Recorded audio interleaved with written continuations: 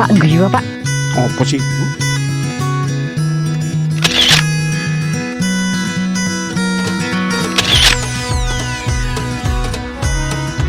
Satu, dua.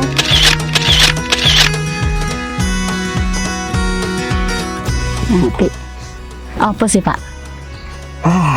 Aku ki arep ngomong mbek sampean. Sampean pengen ngomong apa? Nganu. Nganu apa sih? Kok nganu-nganu? Heeh. Cilik misale Yo, aku rabi maneh oleh enggak? maksudnya sampean iku pengen poligami ngono ta? Ngono iku. Ya apa kira-kira oleh enggak? Yo, gak apa-apa sih, Pak, tak izinno. Tapi yo ono syarate, Pak. Apa ae syarat iku? Ono telu, syarate Pak ono telu. Telu. Heeh. Sing pertama, Heeh. sampean kudu ngekei aku nafkah lahir dan batin. Dek iku wis beres. Sampean ngerti dhewe, kan wonge adil, Bu. Oke.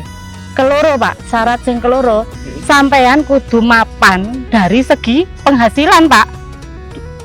Dek iku ya kecil, Bu. Saiki lho, omah sakmene gedene. Mari ngono taman sakmene gedene.